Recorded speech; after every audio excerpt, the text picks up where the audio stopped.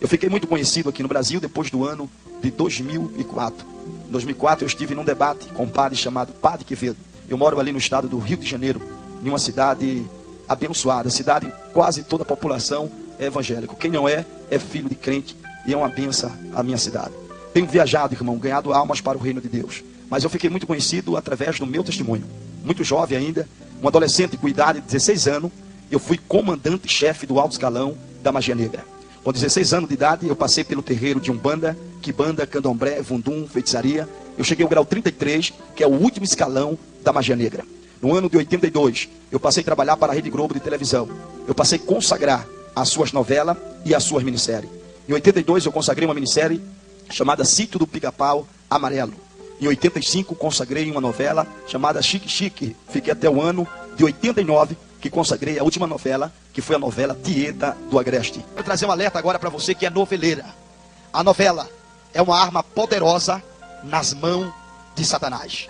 Uma novela, antes de entrar no ar, é feito um ritual satânico. A novela é oferecida a um caboclo, chamado Caboclo de Orixá. O Caboclo de Orixá, ele pede como sacrifício 6 crianças. Amarra os pés das crianças, os braços, coloca sobre um altar. Uma mesa que embaixo tem um funil. Pega um punhal de um tranca-rua e trava o coração da criança. Quando retira esse punhal, tem que apertar para dar pressão para o sangue sair. A criança se bate em cima da mesa até morrer. Quando ele retira o punhal, retira o sangue da criança. Retira a carne dos ossos. Depois pega os ossos, queima como incenso ao caboclo de Orixá. Assim é o processo com 6 crianças. A novela é consagrada. Os atores que fazem parte da magia, fazem parte do ritual feito com a vida das crianças. A novela entra no ar com um poder terrível. No dia do juízo final, os pais de santo que matam essas crianças vão pagar pelo sangue inocente dessas crianças. Os atores, as atrizes que têm parte na magia também vão pagar. Mas você sabe quem são os principais assassinos dessas crianças? Você sabe quem é? Todos aqueles que assistem novela. Você é a primeira pessoa que mata essas crianças. É por causa do seu ibope, é por causa da sua audiência que essas crianças aqui é morta. Você é a pessoa principal que mata elas. No dia do juízo final, Deus vai cobrar o sangue dessas crianças da sua mão. Vai cobrar de você. Mas pastor, eu não sabia disso não. Então você era inocente. Deus não vai cobrar de você. Você não sabia? Só que a partir de hoje, você está sabendo. A partir de hoje, você não é inocente mais não. Cada novela que você assistir a partir de hoje, coloque no seu caderninho: matei uma criança. A partir de hoje, você será culpado do sangue inocente dessas crianças. A novela, ela parece, irmão, parece ser uma coisa normal. Se você ver, você vai achar que é normal. Mas eu vou somente dar um exemplo para você ver que não é normal. Nada na televisão prende alguém como a novela. Nada. Às vezes nem Deus fala com você. O Espírito Santo dentro de você diz assim: não assista mais novela. Aí você diz: só vou assistir essa novela e vou parar. Aí você assiste. Aí passa a cena da outra novela. Aí você continua assistindo a novela. Você fica presa pela novela. Você pode observar. Pode pegar a moça mais calminha aqui. Tem moça que é tão calma, né, que dá até preguiça de conversar com ela. Pega ela bem calminha e põe ela para assistir novela.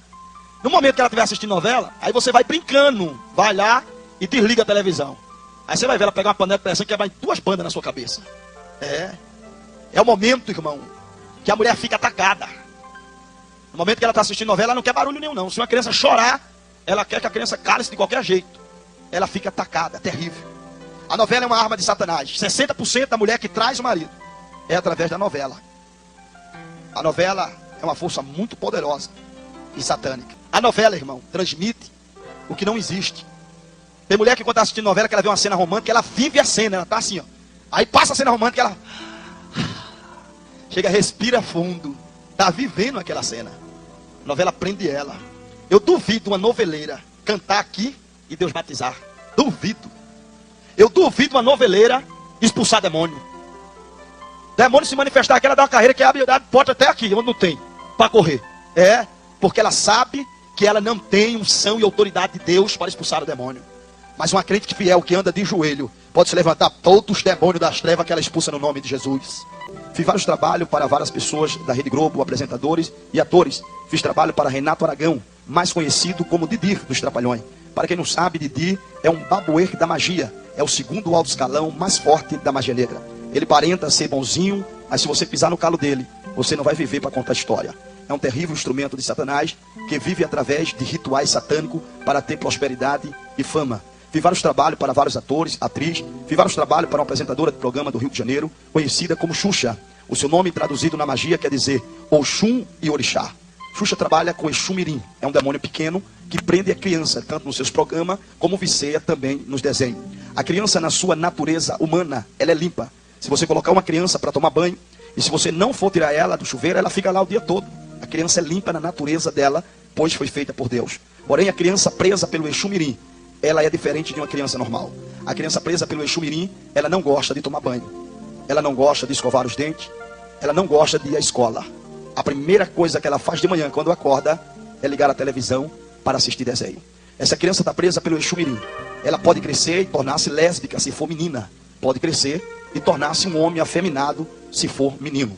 Você vai perceber que quando é menino, preso pelo Exu Mirim, ele começa a brincar como menina. Ele quer vestir roupa de mulher, passar batom na boca, e às vezes você acha que é porque ele é criança. Não, o Exu Mirim está transmitindo para ele uma força satânica para que ele pegue espírito de homem afeminado. Essa criança vai crescendo com jeitinho de mulher e de repente vira um homem afeminado, através de uma força satânica e diabólica. Muitos desenhos, não todos, mas muitos desenhos são consagrados em rituais de magia negra. Eu consagrei um desenho chamado He-Man. Ali tem um boneco no desenho, que é uma entidade que se apresenta na magia negra como Exum Caveira, o deus da morte. O adversário do He-Man se chama Esqueleto. Aquele é o Exum Caveira, o deus da morte na magia negra. Apresentei outro desenho chamado Thundercats. Ali tem uma entidade chamada Munhá. É um caboclo de Angola. Munhá, quando vai fazer o seu desenvolvimento, ele chega na frente de um cadeirão de água fervente e estende as mãos e diz: antigos espíritos do mal. Quando ele diz antigos espíritos do mal, ele está falando dos primeiros demônios que veio à terra. Ele transforma essa forma decadente, essa forma velha, em Munhá. Ele se transforma em um demônio grande, cresce na sua cabeça duas cobras. No seu peitoral, uma cobra de Nor com duas cabeças. No momento ele vai fazer um ritual girando. Quando ele começa a girar, ele transmite uma palavra satânica amaldiçoando as crianças. Ele, naquele momento, ele transmite uma mensagem dizendo: em nome de Lucifer, o príncipe das trevas, eu amaldiçoo todos que me assistem. Espírito satânico que perturba a criança. A criança fica totalmente perturbada, não respeita pai, não respeita mãe, não respeita ninguém. A criança cresce dentro de um espírito de desobediência. Força satânica e terrível. E um alerta que eu lhe trago maior. Um desenho oferecido a Satanás, consagrado num ritual. As entidades, através do desenho, têm condições de chegar para uma criança, fazer a cabeça dela psicologicamente e mandar ela matar pai ou matar a mãe. Ou matar irmão, ou matar quem for. Através da força satânica. A criança vai e faz isso. São forças diabólicas. Satânica que usa a vida das pessoas e destrói com ela. Aqui em São Paulo está tendo uma polêmica muito grande de um homem e uma mulher que matou a sua filhinha. Eles vão morrer dizendo que não foi eles. Vão morrer dizendo. Existe um caboclo chamado Sete Cruzilhada. É o Sete Cruzilhada de Toco. O Sete Cruzilhada de Toco, ele incorpora em um pai de santo. E o pai de santo, que for forte na magia, querendo prejudicar a vida de qualquer pessoa, manda o Sete Cruzilhada, caboclo de Toco, sair do corpo dele, entrar no corpo da pessoa e fazer a pessoa matar quem for. Pai, mãe, filho, quem for. Ele mata e depois que matar, ele morre, dizendo que não fez nada. Porque foi a entidade que usou seu corpo, usou sua vida e fez ele fazer aquilo. Através de entidades malignas, pessoas têm tirado vida. E Deus tem levantado um exército, que é eu e você, para lutar contra as forças das trevas, lutar contra Satanás. Nós precisamos, nos últimos dias, irmãos, consagrar nossa vida diante de Deus, buscar mais a presença do Senhor. Da vez de você ir para churrasco, vá orar a Deus. Da vez de você no domingo ir jogar futebol, pegue a Bíblia e folhetos na sua mão e vá ganhar almas para o reino do Senhor. Da vez de você perder tempo no mundo com coisas passageiras, busque mais a presença de Deus. Porque enquanto você está perdendo tempo, almas estão morrendo nas mãos de Satanás. E Deus está contando com você para ganhar essas almas. Deus está contando com você para libertar essas almas das mãos de Satanás. Fiz vários trabalhos, irmão, para várias pessoas famosas e importantes do nosso Brasil. Fiz um trabalho com o tio Chico, conhecido como Pastor Francisco. Foi o pai de santo mais forte do estado de Brasília. Foi o pai de santo mais poderoso da magia negra lá. O trabalho que eu fiz com ele, junto com ele, com mais 5 pai de santo graduado do alto escalão da magia negra. Foi na época que Tranquedo Neve ganhou para presidente. Os tambores tocaram na Bahia, em Recife, Brasília e no Rio de Janeiro. Dentro de 15 dias de ritual, Tranquedo Neve morreu, que não aguentou a pressão da força satânica que foi feito para matá-lo. A política que nós vivemos é uma política de sujeira. E a maioria dos políticos tem pacto na magia negra. Para um senador ser eleito, você precisa votar nele. Mas lá em Brasília tem senador que você nunca viu. E você não sabe nem o número dele e nunca votou nele, mas ele está lá. Deputados federais, homens que fazem trabalho na magia negra para poder ser eleito e poder ter riqueza. Às vezes tem igreja e tem pessoas que acham errado quando o evangélico é político. E até mesmo com raiva não vota nele, mas prefere votar no macumbeiro. Tiveram um apoio agora lá no Rio de Janeiro. A lei do silêncio estava pegando forte, fechando as igrejas. Um deputado evangélico entrou, lutou contra isso e conseguiu liberar essa lei, tirar essa lei do mapa. Então, irmão, precisamos colocar pessoas de Deus para que o nosso Brasil venha a ser abençoado. Nós precisamos de pessoas abençoadas pelo Senhor Jesus Cristo. Fiz vários trabalhos, fui pai de santo de cabeça de Fernando Collor de Mello e do PC Faria. Fiz vários trabalhos para vários atores, atrizes, muitas pessoas ricas. Vou estar relatando algumas pessoas aqui. Mas hoje eu trabalho para o Senhor Jesus Cristo de Nazaré. O Deus que liberta o homem, resgata ele das mãos de Satanás e faz um instrumento nas suas mãos.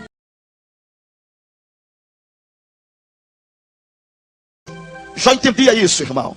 E ele louvava a Deus. Mas perdeu tudo o que ele tinha. Tudo. A última notícia foi a fazenda da Casa Branca. A sua maior fazenda. Quando alguém chegou e disse: meu senhor, a sua fazenda da Casa Branca, veio um vento forte, bateu nas 4 colunas e a casa caiu. Jó não estava preocupado com a casa, não. Ele estava preocupado com os filhos, porque eram os filhos de Jó que moravam lá. E os meus filhos, e o moço disse, eles estavam embaixo e morreram. Todos eles. Jó capítulo 3 diz que Jó rasgou sua roupa e amaldiçoou até o dia do seu nascimento. Ele perdeu o que ele mais amava, seus filhos. A Bíblia diz que todo final de semana Jó se reunia com seus filhos e ele ensinava os seus filhos a tributar a Deus. O segredo de Jó, dele ser tão rico, é que ele era fiel. Você sabe por que na igreja muitos empresários não prosperam? Porque não é fiel. Ele não dá o dízimo porque acha que o dízimo dele é muito alto. E o que Deus tem dado a você? O que Deus tem dado a você não é alto? E o que o devorador tem tirado de você? Enquanto você não for fiel, meu irmão, o devorador não vai sair da tua empresa, da tua finança nunca. E não adianta dar pela metade, porque o pastor não sabe, mas ele sabe. E o dízimo é uma propriedade peculiar sua, é uma coisa exclusiva. Você tem que tirar em primeiro lugar os 10% e dar para o Senhor. Sabe quanto eu tinha que dar no centro? 40% os macumbeiros dá. E são fiel. Se não for fiel, os Exu e os caboclos pegam ele e arrebenta com ele. Eles têm que ser fiel. Deus está dizendo para mim que aqui tem muitos crentes que não têm sido fiel. E alguns estão dando dízimo pela metade. Você está perdendo o seu tempo. Seu dízimo não está valendo nada. Seja fiel, que aí o Senhor será fiel com você. Seu carro vai parar de quebrar, vai parar de furar pneu, vai parar tanta coisa na sua vida, a sua história vai mudar. Mas quando você for infiel, o devorador não vai sair da sua vida. E o que você não dá para o Senhor, o devorador leva. Aqui diz: ser fiel até a morte, dar-te-ei a coroa da vida. Eu quero trazer o meu testemunho agora para vocês e falar de uma mulher provada, que foi minha mãe. Eu vim de uma geração de pastores. Eu sou neto do pastor Manuel Inácio da Silva. O meu avô foi um dos pioneiros da Assembleia de Deus em Recife. Eu sou neto da irmã Lia. A minha avó foi a 5ª dirigente do primeiro círculo de oração fundado no Brasil. Quando fala Brasil, fala o mundo. O primeiro círculo de oração do Brasil foi fundado em Casa Amarela, pela Assembleia de Deus da Cruz Cabugar. A minha avó foi a 5ª dirigente. Vim de uma família grande da Assembleia de Deus. A minha mãe dirigia um grande círculo de oração na nossa cidade. Era conhecida como profeta. As irmãs chamavam da minha mãe canela de fogo, um vaso de Deus. No ano de 68, a minha mãe estava grávida de mim. Ela estava no círculo de oração orando. Deus levantou uma irmã em revelação profética. Aquela irmã colocou a mão sobre a barriga da minha mãe e disse: mulher, dentro do teu ventre tem um varão escolhido por mim. Ele vai crescer e vai ser um pregador da minha palavra. A minha mãe creu, irmão, e recebeu aquela mensagem profética. Mas o tempo passou. O ano de 75, eu tinha 6 anos de idade. Eu fazia parte de um grupo na igreja chamado Cordeirinho de Cristo. Mas eu de cordeiro não tinha nada. Eu estava mais para lobinho de Cristo. Eu era a criança mais terrível da igreja, era eu. Eu perturbava todos os cultos. Eu derrubava a harpa das irmãs, Bíblia, saía correndo na igreja. Quando os porteiros vinham atrás de mim, eu entrava debaixo do banco, a igreja nossa bem maior do que essa. Eu entrava debaixo do banco e ia saindo pelas pernas do povo. O porteiro me esperava no outro lado, eu via as pernas dele, eu voltava. Aí ficava no meio ali dos bancos, não dava para eles me pegar. Eu era terrível, irmão. Corria para lá, corria para cá. Os molequezinhos, os outros, os pequenininhos que ficavam junto de mim, eu descia o couro, descia a ripa. O menino queria graça comigo de jeito nenhum. Eu era muito terrível. Mas ali, irmão, a maioria dos porteiros eram senhores de idade, não aguentavam me pegar. Mas Deus mandou um porteiro de outra cidade que veio congregar na nossa cidade. E o meu tio, que era o pastor da igreja, colocou ele na portaria. E ele era aquele porteiro zeloso. Porque tem dois tipos de porteiro. Tem um porteiro zeloso e tem um porteiro padeciço. Já viu o porteiro padeciço? É aquele que fica assim, ó. Tem boca, não fala nada. Tem olho, não tá vendo nada. O menino pula, corre, derruba tudo ele. Igual um demente. Já viu um demente? Faz nada. Fica assim, ó. Serve pra portaria não. O porteiro tem que ser atento. É a criança pulando, é a criança correndo e ele. A criança mexe até com ele. Desce o couro nele, ele tá nem aí. Esse é o porteiro padeciço. Agora o porteiro zeloso não. O porteiro zeloso ele fica atento. Mexeu, fez barulho, correu, ele tá em cima. Ele é tão zeloso que às vezes as pessoas acham ele chato. Mas não é, é zelo pela igreja do Senhor. Aí Deus mandou esse porteiro. E eu lá bagunçando nesse dia, correndo, pulando, plantando bananeira, fazendo diacho. Meu tio colocou uma ordem na igreja. Surgiu uma moda, porque infelizmente as modas saem pro mundo, quem compra primeiro é a igreja. A igreja é a primeira a comprar a moda do mundo. Meu tio colocou uma ordem que não podia usar uma saia que saiu lá no Nordeste. Era uma saia chamada Deus queira que não caia. Essa saia era tipo uma toalha, enrolava, colocava um ganchinho assim, e qualquer vento derrubava ela. Então, a Assembleia de Deus proibiu as irmãs usar. E eu pulando ali, correndo, quando da fé eu vi uma moça usando a saia Deus queira que não caia. Eu digo, essa é desobediente. Se eu arrastar a saia, meu tio vai achar bom, porque ela nunca mais vai usar, e eu vou ganhar um ponto com meu tio. Aí eu fiquei no corredor como esse aqui na igreja. Eu fiquei esperando uma hora ela entrar no corredor. Quando de repente aquela moça entra no corredor para ir tomar água. Ela vai, quando ela volta, eu digo, agora eu pego ela. Aí eu pego carreira no corredor, vum! Quando passo perto dela, vá na saia. Aí Deus queira que não caia, caiu. Eu arrastei. A coitada ficou em desespero. A sorte dela é que lá no Nordeste, as moças, todo mundo, as mulheres, usa outra saia por baixo. É uma saia... Esqueci o nome da saia, uma saia que elas põem por baixo. Como? Isso, é na água. Ela usa uma água por baixo, é outra saia. Aí eu arrastei a de cima, aí ficou a de baixo. Foi o livramento, senão ela ia ficar num aperto terrível. Aquele porteiro viu, e viu a moça chorando. Ele chegou perto do outro porteiro e disse, mas rapaz, que menino danado é esse aí? Que desde que começou o culto, que o cara tá pulando e correndo. Agora pegou a saia da moça, a menina tá chorando ali, vou pegar ele. Aí o outro porteiro com medo, irmão, que tem gente que tem medo de família grande na igreja. Família grande não manda na igreja não, irmão. Quem manda na igreja é Jesus. Família grande sai, Deus manda outra. É. Aí o porteiro com medo disse, só mexe não. A família dele é a maior família aqui. O tio é o pastor, a irmã é dirigente da mocidade, a mãe dirigente do coral, dirigente de oração, os irmãos bateristas, a família maior é dele. Não mexe não. O porteiro disse, mas a igreja não é deles, a igreja é de Jesus. Ele vai parar de bagunçar agora que eu vou pegá-lo. Aí a mocidade tinha ido para frente da igreja cantar. E os bancos dela estavam vazios da mocidade. Eu comecei a pular de banco em banco, pular de um lado, pular do outro, pulando lá, brincando em cima do banco. Terrível, irmão. Vamos dar fé, aquele porteiro bem altão, bem zeloso, veio. Quando ele se aproximou de mim, ele deu um grito que eu quase caí de costa. Quando ele disse, menino, eu olhei e disse, opa, o que é que o senhor quer? Ele olhou para mim, bem sério, e disse, eu quero que você desça daí. Aí, bem com autoridade, eu fiquei com medo dele, desci. Aí eu já ia me embora, ele, epa, vem cá. Aí eu fui, ele disse, me dê sua mão. Eu dei a mão a ele. Quando eu dei a mão, aí já senti que o clima ficou ruim. Ele segurou e apertou. Eu digo, eita, negócio aí tá bom não. Aí quando ele apertou, eu fiquei com medo dele. Olhei para ele e disse, olha, o senhor tenha cuidado, que eu tenho pai e tenho mãe, viu? Ele disse, nem parece. Vem embora. Aí me levou para um corredor do lado da igreja, que é cheio de porta com cortina. Me levou para dentro de uma porta daquela, dentro de um quartinho daquele, fechou a cortina, eu pensei, ele vai dar só uma bronca em mim. Quando ele fechou a cortina, deu logo uma chapuletada na minha orelha. Foi pai, eu não chambei. Aí quando eu me levantei chorando, ele disse, cala a boca. Eu digo, gente, e tem que apanhar e ficar calado, é? Ele disse, cala a boca. Se você voltar a bagunçar aqui, você vai apanhar tanto que até o caminho de casa você vai errar. Eu digo, agora danou-se de uma vez. Ele disse, vá sentar e fique quieto. Irmão, eu nunca vi uma chapuletada fazer um camarada virar um santo. Eu virei um anjo. Não virei crente, não, era um anjo. Se Jesus chegasse naquela hora, eu era o primeiro a subir. Mas eu fiquei tão crente que até glória eu dava. É? Os meninos vinham para perto de mim, eu digo, vai para lá que aqui eu estou adorando, olha para aí. Eita, chapuletada boa. A orelha ficou vermelha. Aquele homem ficou escalado para ficar na portaria na terça e na sexta-feira. Aí passou um mês, a minha mãe viu que os outros dias eu bagunçava. Aí ela chegou para mim e disse: meu filho, por que na terça e na sexta você fica tão comportado na igreja? Eu disse: mãe, é o culto que eu mais gosto. Mas não era, irmão. É que quando eu ia entrar na porta, ele olhava para mim assim e fazia assim: cuidado, viu? Eu, beleza. Remédio do doido é outro doido na porta, né? Os porteiros lá do Nordeste, irmão, eles são ensinados pela igreja para não deixar menino perturbar e nem deixar bebo bagunçar na igreja. Que às vezes o caba enche o quengo de pinga e vem perturbar na igreja. Eu pregando lá, 2 bebos, dando glória, aleluia. Eu digo: rapaz. Aí conversei com o pastor, mas pastor, aqui tem os bebos da glória. Ele disse: dá. Quando os bebos entram, eu já ensino os porteiros. Mas você pode ir lá em Recife, você vai ver que os homens mais fortes da igreja são os porteiros. Bem grandes, já para intimidar os cabras. Aí quando um bebo vai entrando na igreja, que o porteiro percebe, vai logo 3. Um entra na frente do bebo, um do lado, outro de outro. Aí os 3 já juntam o bebo e olha: se você bagunçar aí na igreja, aí vai levar você lá pro quartinho, vai dar no cacete tão infeliz, e só solta você amanhã. O bebo diz: nada, rapaz, eu vou adorar a Deus. Já entra dando glória. Eu pregando e o bebo, aleluia, dando glória. Eu digo: mas olha que coisa boa. Mas olha o remédio, bagunçou o couro dessa.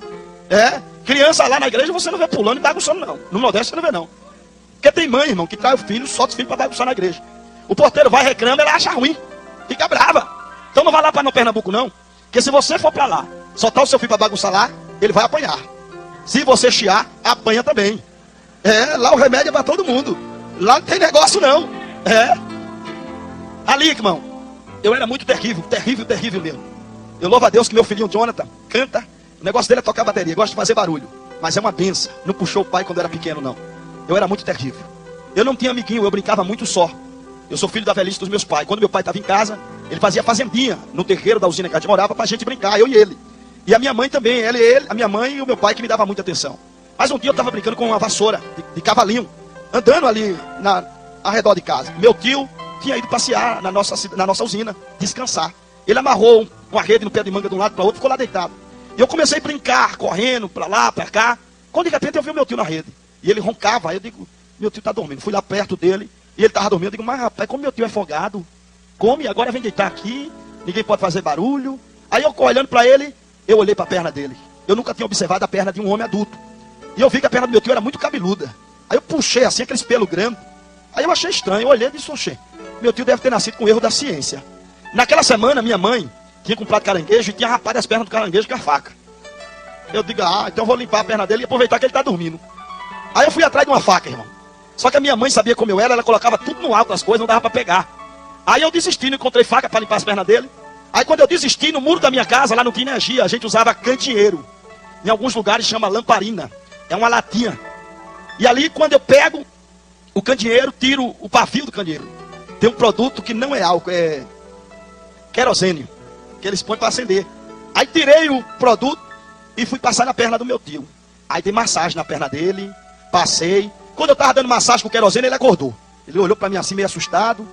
Aí eu passei a mão, dei uma risada para ele. Aí ele disse: coitadinho do meu sobrinho, tão bonzinho. E o povo diz que o bichinho é endemoniado. Aí fazendo carinho pro tio dormir, eu digo: é verdade, durma. Aí o meu tio foi dormir, irmão, ficou dormindo. E eu brincando com a vassoura, já tinha dado a massagem nele. Quando eu vi que ele estava dormindo, eu voltei. Eu digo: agora é a hora da operação geral. Aí peguei o fósforo e pum, toquei fogo. Meu tio levantou, irmão, parecia filme de terror. Correndo, gritando desesperado. Queimou o corpo do meu tio inteiro, deu queimadura de 3º grau. Quase que o meu tio morre. Eu tinha um instinto, irmão, dentro de mim terrível. Meu tio sendo queimado, vivo, e eu achando aquilo tão engraçado. Ele gritando e eu morrendo de rir. Mas depois que a minha mãe ajudou, que apagou o fogo dele, minha mãe me deu um couro que eu nunca esqueci, irmão. Me deu um couro e colocou 1 hora de joelho com milho debaixo do joelho. Para arrebentar os milhos, ficou tudo no meu joelho. Era o castigo lá, é esse. Minha mãe, quando ia trabalhar, ela procurava as pessoas para me deixar. Ninguém queria ficar comigo. Olha como eu era tão bonzinho, ninguém. Ah, não pode levar para lá. Lá no Nordeste, ela diz assim: quem colocou seu Mateu é que balance ele. A minha mãe foi escalada para ir ao Recife, porque meu avô morava no Recife. E a minha mãe era a única da cidade que a gente morava, na usina, que andava um pouco no Recife, sabia andar. Porque São Paulo é perto daqui, né? Dá o quê? Quantos quilômetros? 80 quilômetros. Mas tem irmã que só para ela lá em São Paulo, ela só vem daqui uns 3 meses. E olha lá se acertar voltar. Porque a cidade, quem mora no interior, quando vai na cidade grande, fica perdidinho. E a minha mãe sabia andar no Recife. As irmãs juntaram o dinheiro e deu para minha mãe e comprar o pano para fazer a farda do ciclo de oração da festa das irmãs. E eu fui com a minha mãe, peguei o trem na cidade de Ribeirão. e fomos para a cidade do Recife, a capital de Pernambuco. Chegando em Recife, descemos numa estação de trem, chamada Cinco Pontas. Descendo no Recife e fomos ao centro. Compramos o pano para fazer a farda do circo de oração. A minha mãe era profeta, irmão. Quando ela chegava na igreja, as irmãs olhavam para ela e as irmãs que não conheciam diziam, olha, aquela irmã ali que é o vaso de Deus. É aquela que Deus usa. Minha mãe era muito usada e as irmãs gostavam muito da minha mãe. Mas Deus resolveu provar minha mãe. De uma provação dura. Quando minha mãe voltou comigo, já tinha comprado os panos, entramos dentro da estação Cinco Pontas. Eu entrei primeiro pela roleta e corri para se esconder. Eu fui brincar com a minha mãe de se esconder. Eu me escondi atrás da porta do banheiro da estação. A minha mãe começou a me procurar e já ficou aperreada, porque o trem estava parado. E o trem já estava indo embora para a nossa cidade. Minha mãe ficou desesperada sem saber o que fazer. Ali, irmão, minha mãe me procurando, o trem parado, sai um garoto de dentro do trem. E aquele garoto confundiu minha mãe. A minha mãe pensou que o garoto era eu. Aquele garoto usava uma roupa igual a minha. Eu estava com uma camiseta preta e um short vermelho. Aquele garoto estava com uma camiseta azul e um short vermelho. Só que aquele garoto usava também um tênis que eu também estava usando. Na época, todo garoto lá no Nordeste usava esse tênis. Era um tênisinho chamado Conga. Era um tênis azul e branco. Mas era antigo. Alguém aqui já conhece? Quem conhece aqui esse tênis? Ah, bastante gente. Esse tênis aí todo garoto usava. Quando a minha mãe viu o garoto, ela pensou que era eu. O garoto entrou novamente dentro do trem. Minha mãe correu e entrou dentro do trem. O trem fechou as portas, irmão. E levou minha mãe. Por causa de uma brincadeira. Eu perdi o colo da minha mãe. Eu perdi o carinho da minha família. E perdi a oportunidade de crescer em um lar evangélico com apoio ministerial. Perdi o privilégio. Perdi minha infância por causa de uma brincadeira. Não brinque de ser crente, não. Seja crente. Quando alguém procurar você para coisas carnais, rejeite, porque você é cristão. Agora é moda, irmão, os crentes jogar futebol. Virou moda na igreja. Mas quando você está jogando bola, almas estão morrendo, precisando de uma palavra sua, precisando ouvir que Jesus salva da sua boca. Tenha compromisso com Deus. Pare de brincar, porque senão Jeová vai trazer você numa cadeira de roda. Aí você vai parar de jogar bola e vai ganhar alma para o reino dele. Deus tem plano com pessoas aqui, além do que você imagina. Então Deus quer que você tenha um compromisso maior com ele. Rejeite o mundo e procure agradar ao Senhor de todo o teu coração, de toda a tua alma. Por causa de uma brincadeira, irmão, eu perdi minha mãe. Quando eu saí de trás da porta daquele banheiro, o trem estava levando a pessoa mais importante da minha vida, a minha mãe. A minha mãe, irmão, me defendia de tudo e me defendia de todos. Um dia minha mãe estava tirando leite da vaca no curral. Ela amarrou a vaca e levou para o curral para tirar leite. Eu ia entrando no curral, um outro garoto que estava com um pai que era boiadeiro, disse para mim, olha, não vai com essa roupa não, que vaca não gosta de cor vermelha. Eu disse, então eu vou ver agora se gosta ou não. Aí tirei a camisa para passar na cara das vacas. Quando eu entrei dentro do curral, saí passando, as vacas não faziam nada. Só que a vaca que a minha mãe estava arrastando, levando, a vaca olhou e viu eu fazendo aqueles movimentos, ela invocou-se e veio para cima de mim. Quando a vaca arrastou, minha mãe não esperava, estava com a corda segura na mão. A vaca derrubou minha mãe na lama e arrastou por dentro do curral. Uma fepa de madeira que estava na lama travou o seio da minha mãe. Ela perdeu o controle e soltou a corda. Ela caiu entre a cerca. A madeira da cerca cegou o seu olho esquerdo. Minha mãe caiu ali sangrando e com a bola do seu olho para fora. Os meus tios entraram, pararam a situação. Minhas pernas travou ali. A minha mãe correu machucada e me abraçou. E disse, graças a Deus, meu amigo, que não aconteceu nada com você. A minha mãe não estava preocupada com ela, irmão. Estava preocupada comigo. É o único ser que a Bíblia faz uma comparação com o amor de Deus. É o amor de mãe. Mãe ama mais do que marido, mais do que namorado. Mãe ama mais do que tudo. Mãe ama mais do que o pai. O amor de mãe, irmão, é sobrenatural. Se uma filha, por mais desobediente que seja, ela sai para uma balada, de 10 horas eu estou aqui, mãe. Deu 10 horas, o pai já está roncando. A mãe não. Quando a filha não chegar, a mãe não dorme. A mãe, irmão, é o ser na terra que merece o maior carinho, é a mãe. Mas só sabe o valor de uma mãe quem já perdeu a sua. Eu perdi minha mãe. Perdi minha mãe naquele dia. Perdi minha alegria. Perdi minha juventude como criança. Perdido, eu fiquei chorando ali, desesperado. Minha mãe voltou para a nossa cidade. O garoto que ela pensou que era eu, ela encontrou lá dentro, viu que não era. Ela ficou sem saber o que fazer. O meu pai já estava esperando a gente. Quando a minha mãe chegou, meu pai disse, cadê meu filho? Minha mãe disse, eu perdi o garoto. Meu pai rapidamente conseguiu um carro na prefeitura e voltou para Recife com a minha mãe. Eles ficaram 3 dias me procurando. O recurso financeiro do meu pai só deu para ficar 3 dias pagando hotel e gasolina me procurando. Depois de 3 dias, que acabou o dinheiro, meu pai tinha que voltar para a nossa cidade. Meu pai revoltado chegou para minha mãe e disse, você tirou minha alegria de viver. tirou o meu filho. Eu sou filho da velhice, irmão, do meu pai. Eu era o xodó do meu pai. Meu pai, revoltado com a minha mãe, disse: a partir de hoje, você não é mais minha esposa. Tirou o credencial da igreja, rasgou e disse à minha mãe: a partir de hoje eu também não sou mais crente. E nem quero crente na minha casa. Meu pai ficou revoltado. Não falava mais com a minha mãe. A minha mãe, quando ia dirigir o círculo de oração, que ela era dirigente, as irmãs sempre admiravam ela. Mas depois que ela me perdeu, quando ela entrava na igreja, as irmãs comentavam e diziam: olha aí a irresponsável. Perdeu o garoto de 6 anos. Nessas alturas, a criança já morreu. A minha mãe curvava a cabeça, dobrava o joelho e chorava, irmão. Além de ter me perdido, era acusada pelas pessoas. Ela não tinha palavra. Minha mãe conta que quando andava na feira, cidade pequena, as irmãs diziam por zombaria: ô irmã, cadê o seu filho? A senhora não disse que ele ia voltar? Já faz 3 anos. Minha mãe dizia: mais um dia ele vai voltar. Minha mãe disse que chorava, irmão, na rua, lembrando das presepadas que eu fazia, das artes que eu fazia. Eu era filho da velhice, os meus irmãos tudo já homem, já grande, e a minha mãe sentia muita falta de mim. O tempo foi passando, eu estava na rua para sobreviver. Eu comia lixo e pedia esmola às pessoas. Quando você vê um mendigo pegando um pedaço de pão estragado e comendo, para você ele é nojento, mas ele está comendo porque ele tem fome e ninguém dá comida a ele. Eu comia, irmão, comida estragada, às vezes até com bicho tinha que comer, para matar a fome. Uma sexta-feira à noite eu estava dormindo. O Recife de dia é quente, mas à noite faz frio por causa da brisa do mar. E no frio muito grande, eu peguei cachorro de rua, vira-lata de rua. Eu abraçava ele para o calor dele me aquecer. Eu abraçava os cachorrinhos e dormia junto com eles. Um dia, chegou 2 rapazes perto do banco de feira que eu estava. E aquele rapaz começou um com o outro e disse: olha, esse menino aí deve ser estrupador de animal. Vamos pegar ele. Quando eu ouvi eles falando isso, eu digo: não, vou me levantar e falar para eles que o cachorro é só para me aquecer, para eu conseguir dormir. Quando eu me levantei, um daqueles meninos me deu um chute com uma bota. Aquelas botas que tem uma chapa de ferro na frente. Quando bateu no meu rosto, aquela chapa de ferro, não sei se estava se soltando, ela abriu minha boca. Eu carrego hoje essa cicatriz que cortou de um lado a outro. Abriu minha boca e quebrou meu maxilar. Eu caí no chão, não podia gritar porque o maxilar estava fora. Eu me levantei para correr. O outro amigo dele pegou um negócio que é tipo um dedo de ferro, põe um dedo assim e fica uns dedos de ferro, e deu um soco no meu rosto. Quando ele bateu, eu já estava machucado, eu caí desmaiado, tremendo ali. Eu fiquei debaixo daquele banco de feira sangrando a noite inteira. Quando foi de manhã, um moço que sempre passava ali, ele me dava pipoca. E ele me viu ali naquele banco porque ele sempre passava ali. Ele me pegou e me levou ao hospital. A enfermeira, quando começou a costurar minha boca, o médico, ela disse: mas quem fez isso com um garoto desse? O médico disse: isso aí, isso deve ser um cheira-cola, ladrão. Foi roubar a carteira de alguém e fizeram isso com ele. Costura a boca dele e põe ele para fora que ele está fedendo muito. Eu via o tratamento como eu não era nada, não era ninguém, não existia. Me tiraram dali para fora. Eu olhei para o céu, irmão, e eu lembrava que a minha mãe contava a história que Deus dava pão às pessoas da terra e água para que elas não morressem de fome.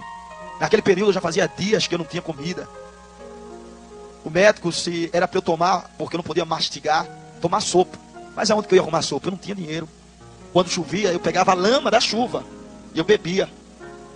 Eu ia para a beira da praia e eu pegava coco, resto de coco que as pessoas bebiam e jogavam, e bebia água do coco. O coco novinho, ele faz tipo uma laminha de coco. Eu comia aquilo, era a minha sopa. Não tinha sopa para mim. Passava noite e noite com fome. Apanhava muito dos outros garotos. Mas um dia eu estava na frente de um quartel-general antigo do Recife. Eu pensei que seria meu socorro, mas foi a maldição da minha vida. Parou uma mulher com um carro e aquela mulher dava sopa para meninos de rua. Eu não sabia quem era aquela mulher. Aquela mulher era a macumbeira mais poderosa do estado de Pernambuco. Conhecida como Tia Diná, comandante e chefe do alto escalão da magia negra. Quando eu entrei na fila para comer a sopa, ela me tirou da fila. Eu disse: a senhora não vai me dar sopa? Ela disse: claro que eu vou. Estou tirando você da fila porque você é uma criança especial. Você vai comer a sopa que você quiser. Aquela mulher me deu bastante sopa. E ela chegou para mim e ela disse: você está na rua por quê? Você não tem pai nem mãe? Eu disse: eu tenho, mas eu me perdi da minha mãe e eu não sei voltar para minha casa. Eu falei o nome da minha cidade para ela, ela disse que não conhecia. Ela falou: olha, se você quiser, eu levo você para minha casa. Eu vou cuidar de você igual um filho para mim. Eu perguntei para ela: na casa da senhora, tem comida para eu comer? Ela disse: claro que tem. Eu disse: tem uma cama para eu dormir? Ela disse: tem. Eu disse: então eu vou para sua casa. Eu fui para o maior centro de bruxaria do estado de Pernambuco. Fica em Prazeres, perto do Beco do Mussu. Toma conta de um quarteirão a outro. Ali só entra ator, atriz, empresário muito rico, pessoas poderosas financeiramente, para fazer pacto satânico. Aquela mulher disse, olha, eu preciso de você. E você vai ser meu substituto. Eu vou ensinar você a arte da magia. Eu comecei a conhecer a força satânica da magia negra. Ela chegou para mim e disse, olha, você não tem pai e você não tem mãe. Eu disse, claro que eu tenho pai e tenho mãe. Ela disse, não tem. Você vai ficar nesse quarto trancado. E só vai sair dele quando você entender que você não tem pai e não tem mãe. Ela me trancou em um quarto escuro durante 45 dias. Ela só me dava comida 10 horas da noite. Ela colocava um prato de uma sopa estranha debaixo da porta. Mas com fome eu tomava. Depois de 45 dias. Eu não lembrava de pai, não lembrava de mãe. Eu passei por um tratamento de um Ugan. É um tratamento de limpeza espiritual na mente, para não lembrar mais do passado.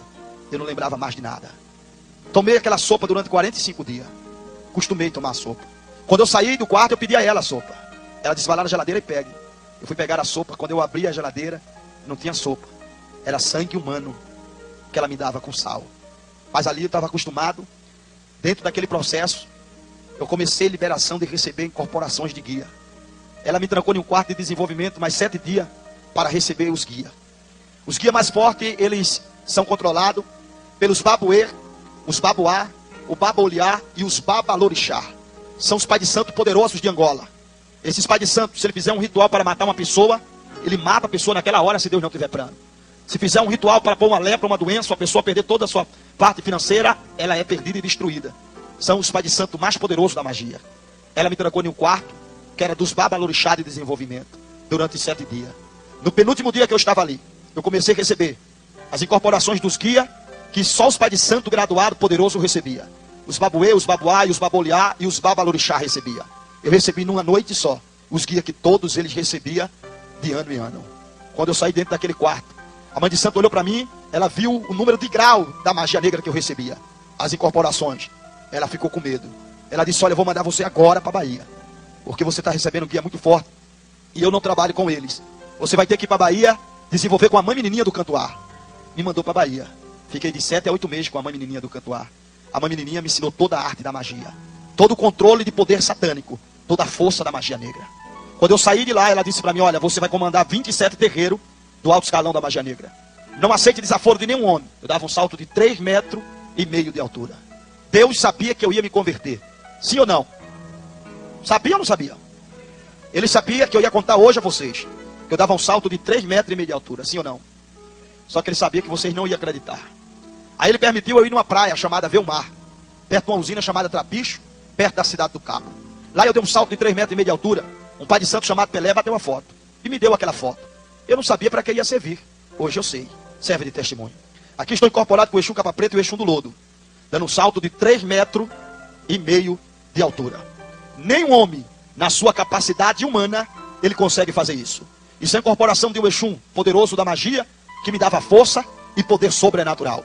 Incorporado com essa entidade, eu mataria qualquer homem e qualquer pessoa que me desafiasse.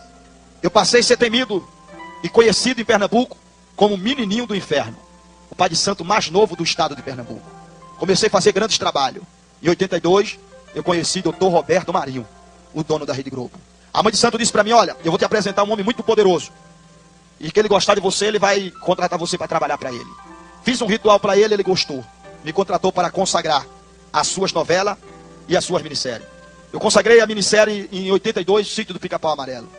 Passei nesse período consagrar as novelas.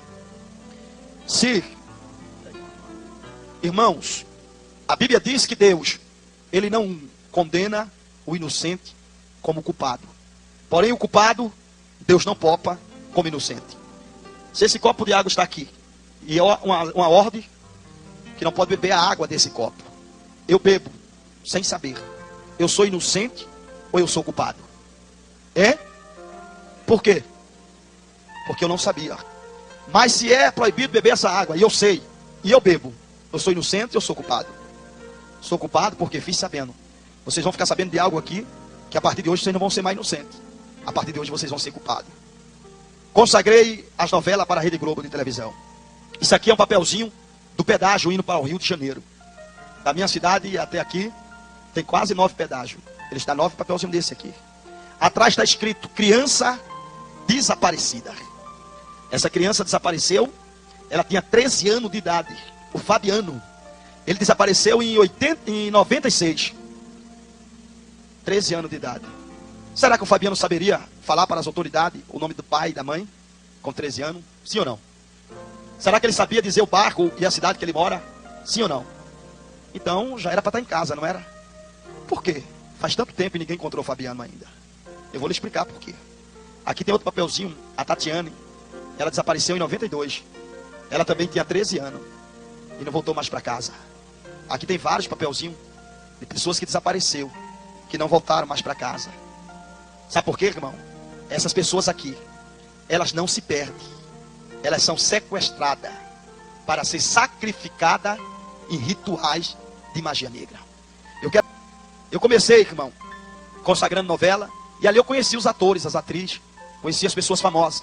Eu conheci Renato Aragão, Didi dos Trapalhões. Didi me procurou para fazer um trabalho para ele. Eu fiz o trabalho, ele me pagou. Só que eu fui fazer o agradecimento da oferenda para Iemanjá, a rainha do mar, numa praia chamada Boa Viagem, no Recife.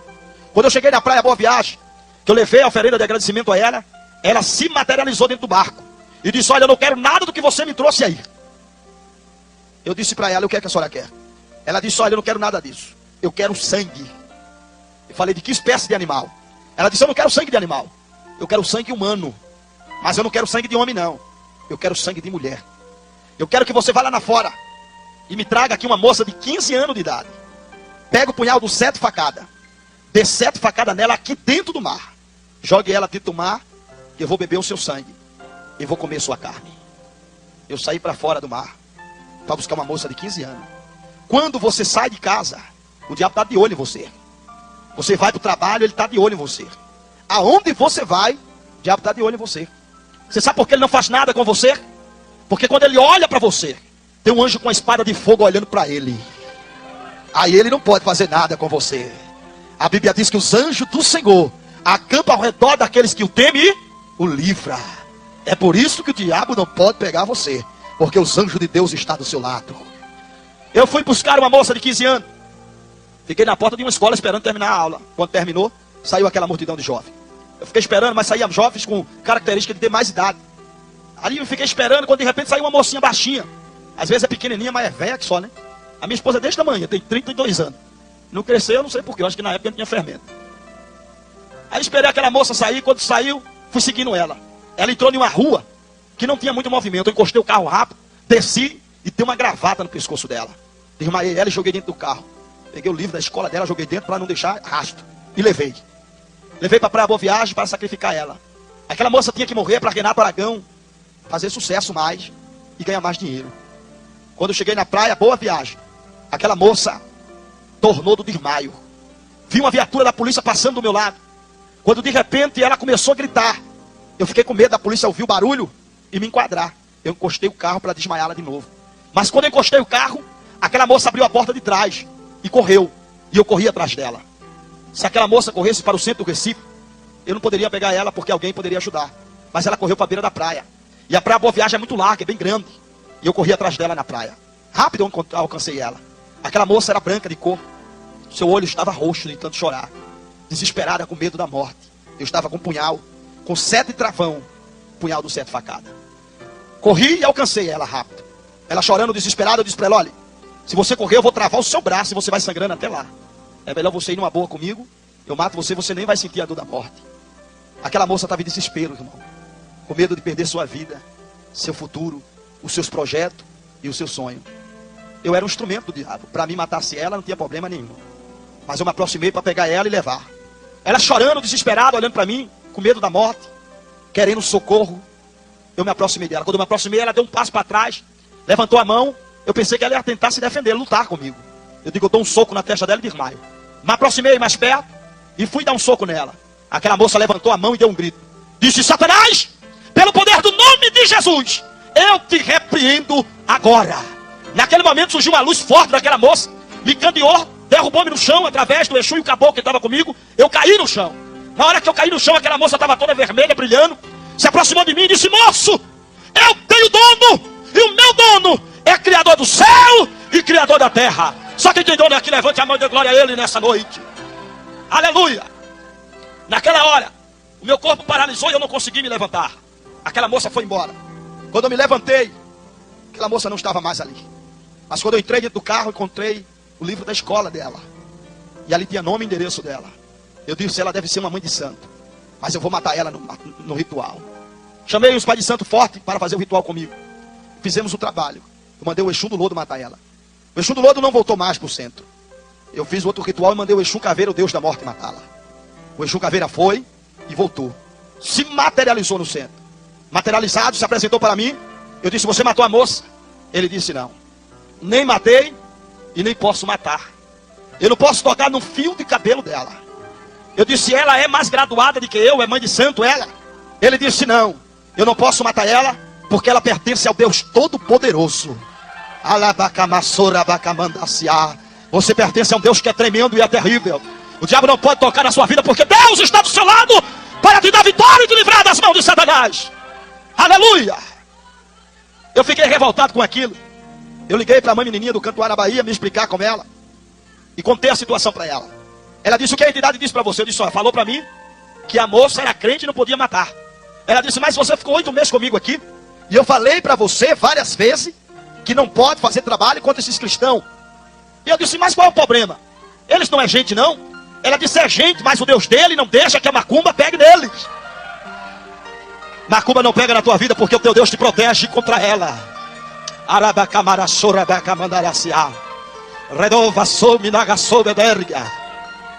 Eu disse agora, ela disse, olha, você lembra que eu falei que você poderia ser um grande baboer? Ou um grande babalorixá? Eu digo sim. Ela disse, você quer ser? Eu disse, claro. Ela disse, então, para de mexer com os crentes. Eu disse, se eu não parar? Ela disse, você vai morrer. Eu disse, mas quem vai me matar? Ela disse, o Deus dos crentes. Eu disse, mas a senhora disse para mim que os meus guias me protegem de tudo e de todos? Ela disse, mas dele não.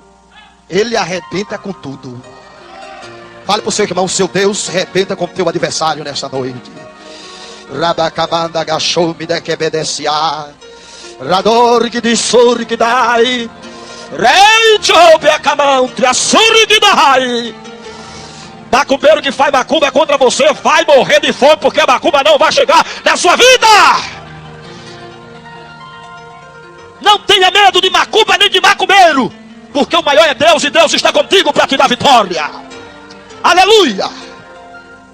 Apresentei, irmão, vários trabalhos nesse período. A mãe de santo disse para mim, olha, quando alguém falar para você fazer um ritual de morte, procure saber quem é a pessoa que vai ser atingida pelo ritual. E se for cristão, não adianta você fazer. Eu fiquei nesse naipe fazendo dessa forma. Uma moça me procurou depois de uns 15 dias e disse, fiquei sabendo que o senhor faz trabalho de morte e eu quero matar uma mulher. E eu disse, o que ela fez para você? Ela não fez nada para mim, só que ela está com um homem que eu sou apaixonado. E eu disse, o homem é seu namorado? Ela disse, é meu namorado e é marido dela. E eu quero matar ela para ficar com ele. Eu disse, você tem dinheiro? Ela disse, tem. Quanto você quiser eu pago. Eu disse, então eu quero que você me traga uma foto da moça. E eu quero que você procure saber que religião ela é. Aí ela, tá bom. No outro dia ela trouxe a foto e procurou saber a religião da moça. Eu disse, de que religião a moça é? Ela disse, não é nada do que o senhor está pensando não. Ela nem frequenta centro. Ela não é mãe de santo, nem frequenta centro não. Ela é uma coitada. Eu disse, eu sei. Mas eu quero saber de que religião essa coitada é, para poder matá-la. Ela disse, olha, ela é tão coitada que ela é da igreja dos crentes. Aí eu disse, é? Então você vai procurar outro macumbeiro para matar ela. Mas por quê? Eu disse, porque essa coitada da igreja dos crentes eu não posso matar. O Deus dela não deixa as entidades entrar na vida e matar ela. Você é guardado pelos anjos do Senhor. Deus guarda a tua entrada, Ele guarda também a tua saída. Se o diabo pudesse, ele tombava teu carro, matava você. Mas ele não pode, porque Deus é contigo para te dar vitória.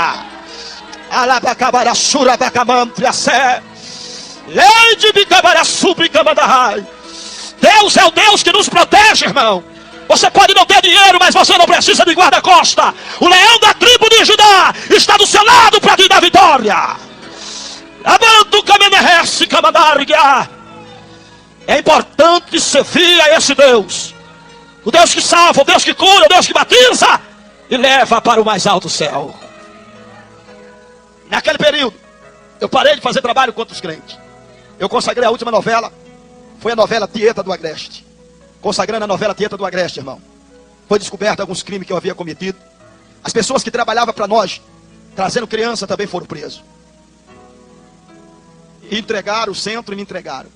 A polícia federal veio me prender. Fui preso. Não podia ficar no presídio da Líbia Bruno, era o presídio de segurança máxima do estado de Pernambuco, porque a população do estado queria me matar. Eu fui enviado para o presídio São Leonardo, no estado de Alagoas. Só que o jornal e a TV do estado falou, está vindo para o presídio São Leonardo o maior comedor de criança do estado de Pernambuco, o pai de santo menininho do inferno, macumbeiro terrível, fez uma propaganda terrível minha. Os presos estavam tudo me esperando para me matar. Esse moço vai ser morto por pouco tempo, vai ser morto em qualquer prisão aí. Porque o que falaram dele, da morte da criança, quando ele cair numa prisão, que tiver bandido mesmo, os bandidos matam ele e matam também a mulher. A população estava revoltada. O carro da polícia ficou todo arrebentado de pedras, a população jogando para me matar. E eu pensando, eu tinha na época 20 anos de idade, ia fazer 21. Eu digo, mas no final que esse povo, por que eles querem me matar? A revolta da população. Eu fui para o presídio de segurança máxima. Lá dentro do presídio eu fiquei em um quarto preso, que é o quarto do castigo, para depois ser liberado, para poder andar dentro do presídio. Quando me soltaram para poder andar dentro do presídio, irmão, eu apanhava muito ali dentro. Os presos me arrebentavam, era chute, pancada.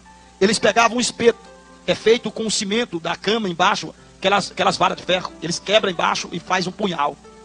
Uma certa vez, eu estava na fila do almoço, uma fila grande. Um preso chegou do meu lado com um punhal com mais ou menos 2 palmos do tamanho do punhal. Chegou do meu lado e disse, macumbeiro. Quando eu virei, ele disse, tu agora vai morrer. Travou minha barriga, perto do meu umbigo. Ele me deu uma punhalada que o punhal, se pudesse travar, sair do outro lado, sairia. Mas bateu na minha espinha atrás e travou. Quando ele me furou, ele começou a mexer o punhal. E disse, você vai morrer agora. Quando ele tirou o punhal de dentro da minha barriga, o sangue começou a jorrar. Eu caí. Os outros presos começaram a bater em mim, chutar a minha cabeça. Os carcereiros demoraram a chegar esperando eu morrer. Mas eu não entendia porque eu não morria, irmão. Chutaram, bateram. Eu era para morrer. Mas Deus não veio matar-me. Ele veio me libertar. E mostrar que Ele é o libertador. Eu não morri por causa da promessa de Deus, que é fiel e é verdadeira. Ali, irmão, eu levei 8 punhaladas no período que fiquei no presídio. Passou-se o tempo, eu apanhava todos os dias. Liguei para a mãe de santo e disse, quando é que a senhora vai me tirar daqui? Ela disse, eu não posso tirar você daí. Você confessou o crime, você vai ficar aí. Já falei com os governadores, falei com todo mundo, não tem jeito. Mas vamos ter uma reunião agora com os babalorixá e vamos ver o que é que vamos fazer por você. Teve a reunião. Os babalorixá disseram, olha, ele mexeu muito com o crente, atrapalhou alguns centros aqui, dispensa ele da magia, deixa ele na prisão, deixa morrer lá mesmo. Quando eu liguei para ela, ela disse, olha, eu tenho uma notícia ruim para te dar. Eu disse, fale. Ela disse, você foi dispensado da magia. Você não faz mais parte da magia negra. Eu disse, e agora? Ela disse, agora você se vira. Eu disse a ela, mas a senhora sabe que eu não tenho pai, não tenho mãe, não tenho ninguém. A única pessoa que eu tenho é a senhora. A senhora é minha mãe. Ela disse, eu nunca fui tua mãe. Tu entrou nessa roubada só. E é só que tu vai ficar. Eu era um jovem de 20 anos, irmão. Agora não era mais macumbeiro.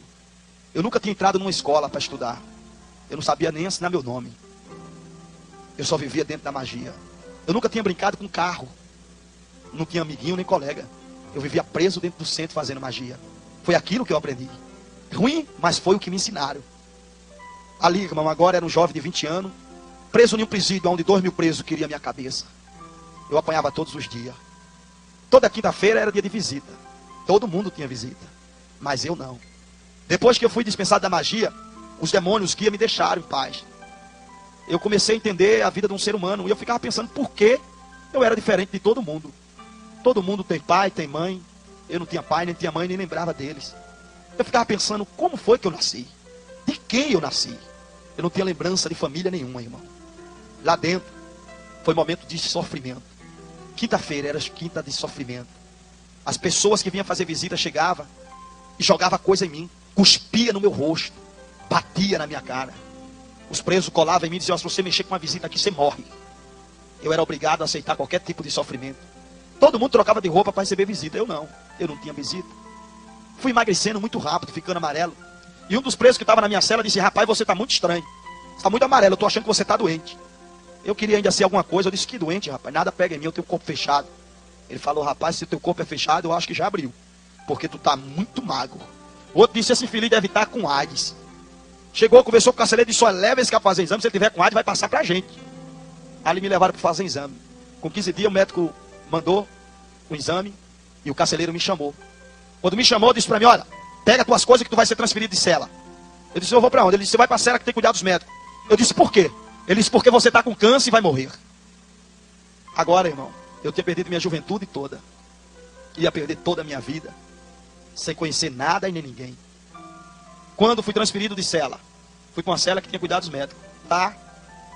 Os carcereiros eram formados em tratamento para tratar dos cancerosos. Logo que eu cheguei, eu vi logo 3 cancerosos saindo dentro de um saco para ser enterrado como de gente. Pois não tinha família, era enterrado lá detrás do presídio mesmo. Ali, irmão, eu comecei a emagrecer muito rápido. Eu perdi a fome, não tinha força para andar, não tinha força para comer. Eu passava a mão na minha cabeça, meu cabelo caía. Eu comecei a perder o cabelo. Mas um dia eu vi um irmão pregando lá dentro do presídio. E eu fiquei pensando, será que esse Deus dos crentes existe? Se ele existe, por que ele fez isso comigo? Eu não tenho pai, não tenho mãe, não tenho ninguém. Vivi a minha vida dentro daquele centro. Não conheço ninguém, não tenho ninguém como amigo. As pessoas que se aproximam de mim são pessoas que se aproveitam para que eu venha fazer rituais para eles.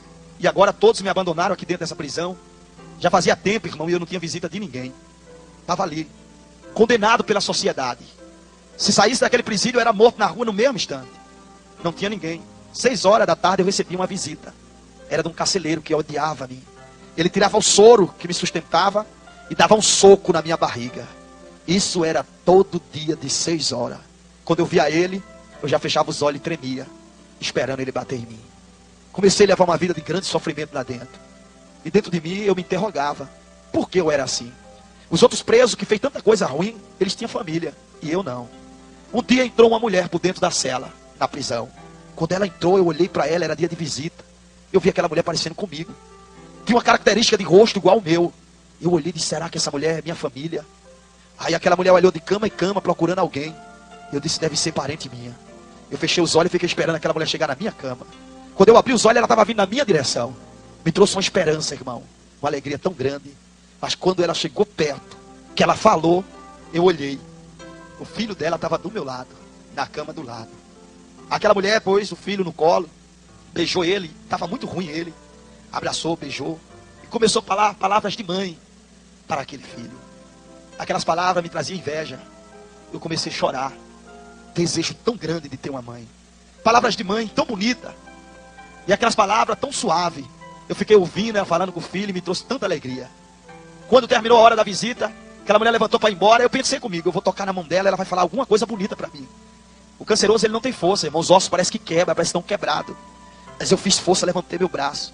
Quando ela passou, eu joguei o braço no braço dela. O filho dela tinha dito. Ela me achou muito novinho. E o filho dela disse, é um macumbeiro de Recife. Quando eu peguei na mão dela, aquela senhora de idade, cabelinho branco. Quando eu peguei na mão dela para ouvir uma palavra de uma mãe, ela virou-se para mim e deu uma tapa na minha mão. E disse, macumbeiro desgraçado, o meu filho está aqui sem dever, mas você está aqui porque você deve. Você tem que morrer e queimar nas profundezas do inferno. Era uma senhora de idade, irmão, que saiu palavras tão lindas para um filho e maldição para mim. Eu chorei e eu entendi que todo mundo me odiava. Eu queria morrer. Quando aquele carcereiro veio tirar meu soro e bater em mim, eu olhei para ele e disse, faça um favor para mim, me mate. Ele disse, eu quero matar você aos pouquinhos. Você tem que saber o que é castigo. Eu falei para ele, me mate, por favor. Aí ele disse, você ainda vai sofrer muito. Você ainda vai comer o pão que o diabo amassou. Eu apanhava, irmão, todos os dias. Eu olhava as pessoas, invejava as suas famílias. Eu não tinha ninguém. Era um jovem de 20 anos, condenado pela sociedade e condenado para o inferno. Mas tinha alguém que não tinha se esquecido de mim. Quando a minha mãe me perdeu, ela chegou para minha irmã mais velha e disse, vamos fazer uma campanha de oração para o seu irmão voltar. Passou-se 18 anos. Minha irmã mais velha chegou para minha mãe e disse, mãe, se o meu irmão tivesse vivo, ele já estaria aqui. Com 20 anos ele saberia voltar. Mãe, meu irmão com certeza já morreu. Eu não vou mais orar por ele. Eu espero que a senhora entenda. E eu peço à senhora também que esqueça isso. Ele morreu, mãe, o povo já esqueceu. A senhora tem que esquecer. Minha mãe conta que chorou, abraçou minha irmã mais velha e disse, minha filha, Deus vai dar muita saúde a você, para você ainda ver seu irmão e abraçar ele e saber que o Deus que faz promessa é fiel com a sua palavra. A minha mãe, irmão, ninguém roubava a sua fé nem a sua esperança. As irmãs criticavam ela, mas quando ela tinha oportunidade na igreja, ela dizia, um dia vocês vão ver o meu filho aqui. pregando a palavra de Deus. Eu estava doente, irmão, morrendo. O câncer derrubou todo o meu cabelo, a minha pele descascava, ferida no meu corpo não sarava. Eu estava morrendo. Um carcereiro, um senhor de idade entrou. Ele olhou e disse: você é muito novinho, você está sofrendo muito. Eu vou ajudar você. Você sente dor no braço direito? Eu me abri com aquele homem pensando que ele ia me ajudar. Eu falei: meu braço dói muito. Ele disse: e o esquerdo? Eu digo: também. Ele: a perna? Eu digo: também dói. Meu corpo inteiro dói. Ele disse: eu vou ajudar você. Você não vai sentir mais dor nenhuma. E saiu. Com os 3 dias aquele homem volta. Ele disse para mim: olha, eu consegui o remédio para te ajudar. Ele foi conversar com o diretor. E disse: diretor, aquele moço de Recife, não tem pai, não tem ninguém, não consegue ir no banheiro, está sofrendo. Permita, dê a ordem para a gente dar nele a injeção da misericórdia. Era a injeção que mata os cancerosos. Quando aquele homem entra pela porta, era a minha esperança. Mas quando eu olho na mão dele, tinha uma corda. Era a corda que amarrava o canceroso para ele não reagir e dar a injeção da misericórdia. 3 médicos por trás dele. E eu começo a chorar, tremer, porque eu sabia que eu tinha visto eles matar muitas pessoas lá dentro. Eu vi que ele ia me matar. Quando aquele homem chegou perto de mim, eu olhei para ele e eu disse: o senhor falou que ia me ajudar. O senhor não vai me ajudar, o senhor vai me matar. Não faça isso comigo não. Me ajude. Deixa eu viver. Eu vou mudar, eu vou ser bom para as pessoas. As pessoas vão gostar de mim. Ele disse: não tem mais jeito para você. O último jeito para você é a morte. Começou a amarrar meus braços. Eu olhei para ele, irmão, dentro dos olhos dele. Eu falei: eu tenho 20 anos. Deixa eu viver. Ele disse: não tem jeito para você. Injetou a injeção no meu braço. Aquela injeção começou a tornar o meu sangue em água. Eu comecei a sentir uma dor tão forte. Apareceu para mim o Exu Caveiro, o Deus da morte. Ele disse: eu vou levar sua alma para mim. Você vai me conhecer como eu sou de verdade. Ali, irmão, eu sabia que eu estava morrendo. Eu fechei minhas mãos e disse: eu não quero morrer. Eu não vou morrer. Eu era muito jovem para morrer. O carcereiro viu que eu estava demorando. Ele me deu outra dose. Eu pedi novamente a ele: não faça isso. Não me mate. Quando ele deu a outra dose, o meu sangue tornou-se em água. Meu corpo paralisou naquela hora. E de repente, eu me encontrei de pé. Quando eu me encontrei de pé, o meu corpo estava deitado. Era o meu espírito que saiu do meu corpo. Naquela hora, irmão, eu ouvi um barulho atrás de mim. Alguém gemia. Quando eu olhei para trás, era um buraco que estava me sugando para dentro. Eu entendi que eu tinha morrido e o meu espírito ia para o inferno. Naquela hora, aquele buraco sugou meu espírito para dentro. Eu pensei, porque o espírito do homem fica consciente de tudo que ele fez. Ele fica consciente. Por isso que a Bíblia diz que todos os joelhos se dobrarão diante do Senhor para ser julgado. Os vivos e os mortos. Porque o espírito tem consciência para ser condenado. Quando o meu espírito foi sugado para aquele buraco, irmão, eu caí em desespero e o meu espírito, eu falei: eu queria uma chance, só uma oportunidade, mas eu não tinha mais. Minha chance e a minha oportunidade acabou. Quando de repente eu sou sugado, eu olho para um lado, uma escuridão tão grande. Eu olho do outro, eu estou vendo que eu estou indo para o inferno. Eu paro naquela escuridão, eu olho para um lado, para o outro, não vejo nada, nem vejo ninguém. Eu entendo que ali ainda não era o inferno, mas eu estava indo para lá. Em desespero, irmão, eu queria uma chance, uma oportunidade para ser alguém diferente. Mas ela tinha se acabado naquela hora. Foi aonde eu ouvi uma voz bem forte. Essa voz bradou lá dentro, muito forte. E essa voz falou: Deus, ó Deus, eu não sei aonde o meu filho está, mas vai ao encontro dele, Deus. Traz o meu filho de volta para mim. Aonde ele estiver, trai para os meus braços. Eu reconheci aquela voz, veio na hora a lembrança em mim, quando eu tinha 6 anos de idade. Era a voz da minha mãe, irmão, que não esqueceu de mim, que não me abandonou, que estava orando sem saber a minha existência, mas estava clamando pela minha vida. E a Bíblia diz que pelo clamor do pobre, gemido dos necessitados, o Senhor Deus se levanta do trono. A Bíblia diz: aquele que crê em mim, ainda que esteja morto, viverá. Minha mãe estava clamando ao Deus da vida, ao Deus de poder, ao Deus de glória. Naquela hora, irmão, minha mãe gritou novamente e disse: Deus, traz o meu filho para os meus braços. Foi quando o meu espírito estava indo em direção ao inferno, com certeza. Apareceu 5 homens, que quando ele apareceu, aquele lugar tornou-se branco. E aquele homem tinha veste resplandecente. E quando eu parei de frente de um deles, eu perguntei quem era. Ele olhou para mim, sua boca não batia, mas a voz saía. Ele disse: eu sou Deus da tua mãe, eu sou o dono da vida. Eu te ordeno agora, espírito, volte para o teu corpo. Meu espírito voltou para o meu corpo. Era 7 horas da manhã. Eu pensei que aquilo era um sonho ruim que eu tinha tido. Mas quando eu abri os olhos, eu estava dentro do saco. Era o saco que enterrava os defuntos com câncer. E era enterrado como indigente. Se eu estava dentro do saco, é porque eu já estava sendo condenado morto. Mas quando o carcereiro veio me pegar, que veio verificando os sacos, quando ele abriu o meu, eu abri os olhos. Ele olhou e disse: olha, o jovem aqui, o rapaz do número 9, está vivo. Tá não, eu dei 2 injeções nele, o outro carcereiro falou. Está vivo que ele mexeu. Ele se aproximou de mim, olhou para mim, e mexeu comigo e perguntou que eu estava vivo. Eu fiz assim com a cabeça. Ele falou: o que aconteceu com você? Eu disse a ele: o Deus da minha mãe, ele me voltou novamente à vida. Abracachou-me-ne-res-a. Nada está perdido não, irmão. Você tem um Deus que é o Deus das coisas impossíveis. Não desista do seu sonho. Não desista não. Nada está perdido. O teu Deus está vivo para te dar vitória.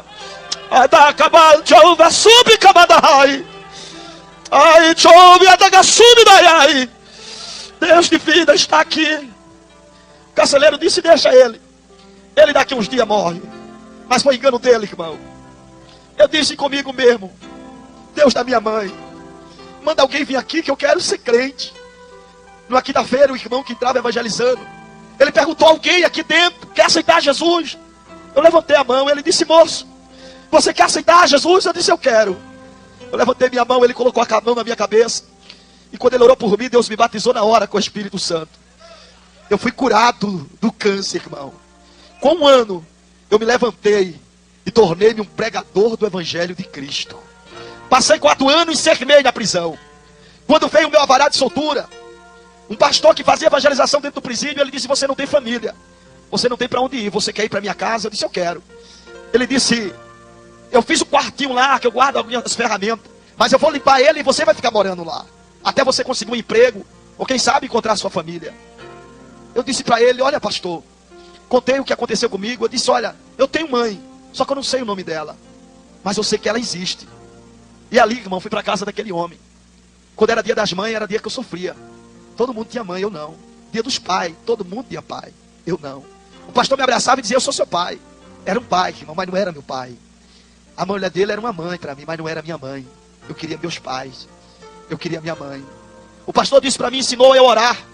E disse para mim: olha, eu vou levar você para um monte para orar. E no monte, você vai conversar com Deus. Vai ter um particular maior. Mas eu fui para o monte mais com curiosidade. O povo dizia que no monte as folhas pegavam fogo. E eu fui para ver. Chegou lá no monte, eu encontrei o irmão pegando um monte de folha e jogando para cima. E dizendo que o fogo estava pegando. Eu digo: coitado desse irmão, orou tanto que endoidou. Porque aí eu estou vendo folha, não estou vendo fogo. Aí eu comecei a observar os irmãos. Um veio para o meu lado, marchando, pulando. Eu digo: esse aí virou exército, virou polícia agora do exército. Eu comecei a achar aquilo estranho, irmão. Era muito fogo, os irmãos corriam, pulavam, gritavam, sapateavam. E eu fiquei olhando aquilo ali, achando muito interessante. Mas o que me chamou mais atenção foi um rapazinho magrinho. Ele estava abraçado com uma rocha, uma pedra. E eu disse: mas esse daí deve estar doido, arrumou uma namorada agora que é a pedra. Eu digo: deixa ele se levantar que eu vou perguntar o que ele está fazendo aí. Era meia-noite, aquele moço abraçado com uma pedra. 5 horas da manhã ele levantou. Eu disse: ô varão, como é teu nome? Ele disse: é Tiago. Eu disse: ô Tiago, por que tu abraça essa pedra aí? Ele disse: não, isso aqui é um costume que eu tenho. Mas na minha oração, tudo que eu peço a Deus abraçado com essa pedra, Deus me dá. Eu digo: é verdade, Tiago? Ele disse: é. Deus me deu um emprego, Deus me deu casamento, Deus me deu tudo que eu peço. Eu disse: Tiago, eu posso orar nessa pedra? Ele disse: pode. Eu disse: qual o dia que tu não vem? Ele disse: eu só venho na sexta. Eu digo: então tá bom. Aí eu passei vindo, irmão, no sábado, domingo, segunda, terça. E eu dizia: Deus, deixa eu ver minha mãe. Deixa eu abraçar ela. Deixa eu sentir minha mãe. Eu quero ver minha mãe, Deus. Eu orava, irmão. E a minha oração era ver minha mãe. O desejo do meu coração era minha mãe. Mas um dia, lá no monte, Deus usou um garoto em profecia. E aquele garoto disse: meu filho, eu vou fazer uma surpresa a você, que vai alegrar o seu coração e a sua alma. Eu não sabia que surpresa era essa. O pastor, ele tinha uma Kombi e ele tinha uma Brasília. Aí ele vendeu a Brasília e foi procurar minha família no Recife. Mas eu não sabia nome de ninguém. Ele não encontrou ninguém da minha família. Quando ele estava para vir embora, ele encontrou o pastor Isaac Martins. É o pastor presidente do campo de Abreu e Lima da Assembleia de Deus. O pastor Isaac disse: vai estar tendo um evento aqui das irmãs. É o 25º aniversário do ciclo de oração. Vai ter as irmãs de toda a região, as dirigentes vai estar aqui. Traz esse moço, de repente acontece um milagre. Ele sabe pregar? O pastor disse não, que ele não sabe ler. Eu não sabia ler, irmão, nem sabia escrever. Ele não sabe não, mas ele conta algo do testemunho dele, que é muito tremendo. Era algo da oração, quando Deus botou meu espírito, eu sempre contava na igreja. Ele disse, traz ele, que ele vai ter uma participação no congresso. O pastor chegou para mim e disse, olha, se prepare, que sábado você vai pregar de um grande congresso em Recife.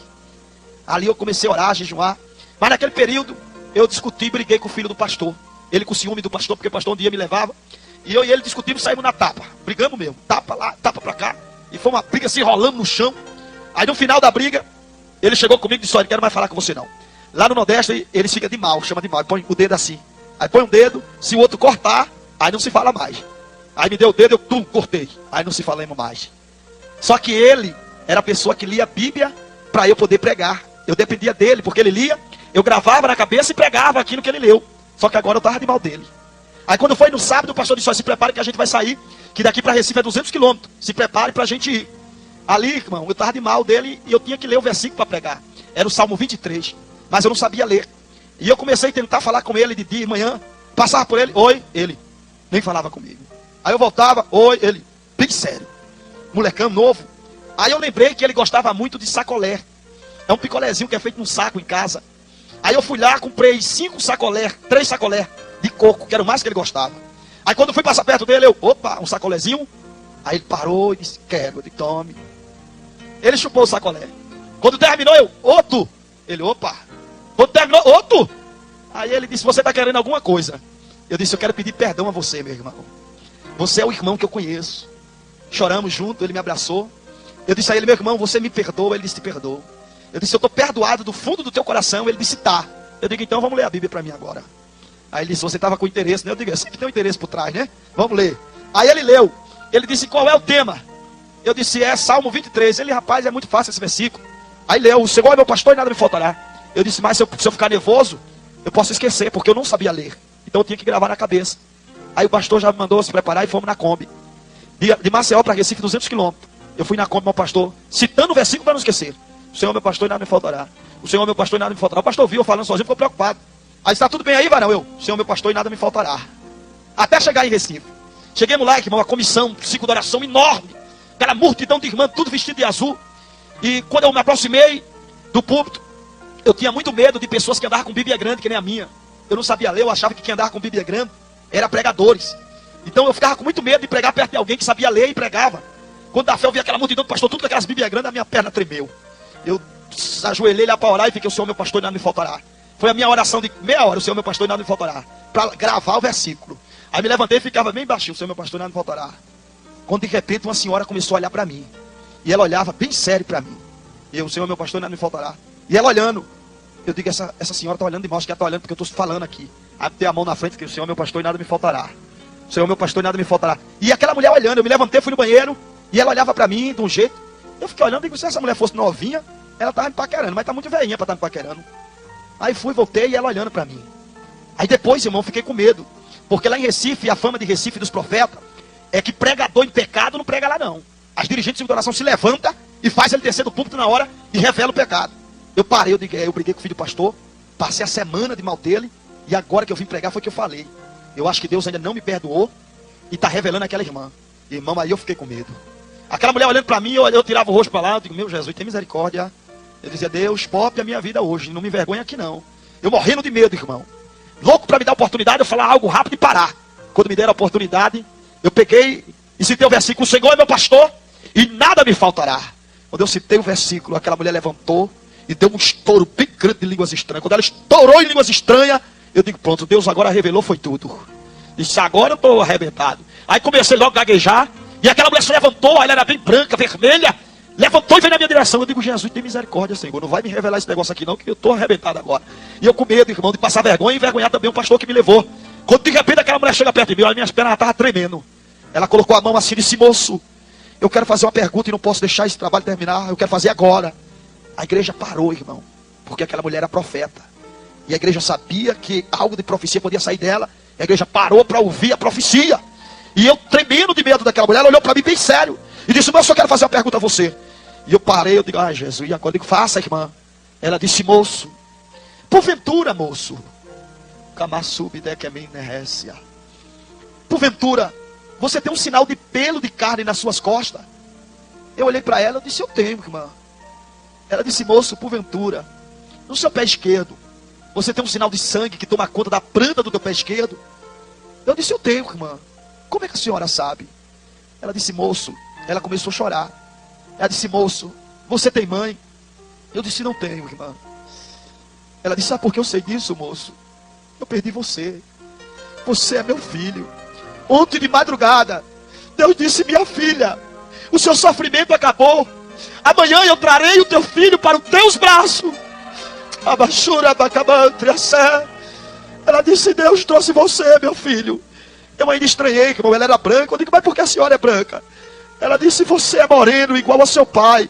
Quando você andou para tomar água, você anda igual a ele. Quando você pegou o microfone, você fala igual ao seu pai. Você é o meu filho que estava perdido. Jesus lhe trouxe de volta. Deus vai trazer, irmão, de volta o que você perdeu. O diabo não pode levar o que é seu, não.